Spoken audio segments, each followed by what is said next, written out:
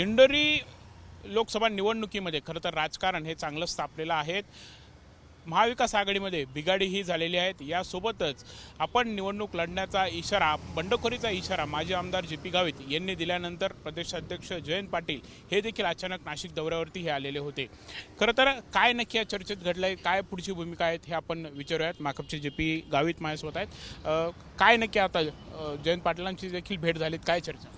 काल आम्हाला जवळजवळ 3 वाजेच्या सुमारास अचानक फोन आला आपल्या कोंडाजी मामांचा की तुम्हाला ताबडतोब जयंत पाटलांनी आपल्या ओझरच्या एअरपोर्टवर बोलवलेलं आहे, ते तुमच्याशी काहीतरी बोलणार आहेत। मग आम्ही कळवणला होतो, कळवणहून मी तिथं 4 वाजेला आलो आणि त्यांच्याशी भेटल्यानंतर त्यांनी सांगितलं की तुम्ही ही उमेदवारी करू नका आणि त्याच्याऐवजी तुम्हाला विधानसभेच्या 4 जागा ह्या आम्ही प्रयत्न करून तुम्हाला मदत करून निवडून आणण्यापर्यंत आम्ही हमी घेतो, परंतु ह्या लोकसभेच्या ह्या निवडणुकीमध्ये तुम्ही भाग घेऊ नका। म्हणून त्यांना आम्ही सांगितलं की तुमचा एकतर उमेदवार कच्चा आहे आणि त्याचबरोबर जी आजची परिस्थिती आहे त्याच्यामध्ये आम्हाला तुम्ही विश्वासात घ्यायला पाहिजे होतं, ते काय विश्वासात घेतलं नाही। आणि म्हणून आम्हाला जागा वाटपाच्या वेळेस आम्हालासुद्धा मार्क्सवादी कम्युनिस्ट पक्षाला विचारलं पाहिजे होतं की तुम्ही कुठं लढवणार आहात। आम्ही जर संमती दिली असती तर आमचा प्रश्नच राहिला नसता। आणि म्हणून तुम्ही एकतर जागा वाटपाच्या बोलण्यामध्ये सुद्धा आम्हाला सहभागी केलं नाही आणि ही चूक तुम्ही केलेली आहे। आणि म्हणून महाराष्ट्रामध्ये एकच जागा आम्ही मागतोय आणि ती लढवतोय, निवडून आणण्यासाठी लढवतोय, ती आहे दिंडोरीची जागा।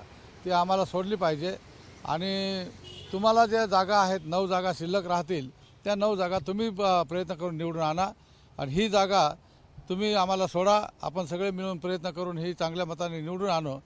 मोदीला ही जागा जी त्यांना मिळालेली आहे ती मोदीची जागा खेचून आपण आघाडीकडे आणू, अशा प्रकारचं त्यांना आम्ही सांगितलं। त्याच्यावरती त्यांनी सांगितलं की आम्ही शरद पवार साहेबांना सूचना करतोय आणि एक मीटिंग तात्काळ पुण्याला किंवा मुंबईला लावून आणि याच्यावरती ताबडतोब निर्णय करतोय, अशा प्रकारचं आम्हाला त्यांनी सांगितलं। काय वाटतं, म्हणजे तुम्ही ही जागा मागितली होती, शरद पवारांनी देखील त्यांच्या देखील सोबत तुमचं बोलणं झालं होतं, तुम्हाला विश्वासात घेतलं गेलं नाही, ही जागा का मिळाली नाही, काय वाटतं? नाही, खरं म्हणजे आघाडी ही 4 पक्षाची होती, 4-5 पक्षांची होती। ह्या पक्षांना सगळ्यांना टेबलवरती बोलवून एका ठिकाणी बोलवून आणि जागा वाटपाचा तिढा सोडवायला पाहिजे होता, परंतु 3च पक्षांनी ह्या जागा आपसामध्ये वाटून घेतल्या आणि त्याच्यामुळं हा प्रश्न निर्माण झाला। आणि त्यांना आम्ही हे त्यांची चूक त्यांच्या म्हणजे लक्षात आणून दिलेली आहे आणि त्यांना सांगितलं की आम्हालासुद्धा न्याय मिळाला पाहिजे। इथं आमची पण ताकद आहे, आम्ही लोकांमध्ये काम केलेलं आहे, लोकांची इच्छा पण आहे की आम्ही इथं निवडणुकीला उभं राहावं आणि जे शेतकऱ्यांचे प्रश्न आम्ही हाती घेतलेले आहेत ते प्रश्न पार्लमेंटमध्ये तिथंपर्यंत गेले पाहिजेत आणि ते प्रश्नाला वाचा फोडून आणि ते प्रश्न सुटले पाहिजेत, अशी अपेक्षा आहे।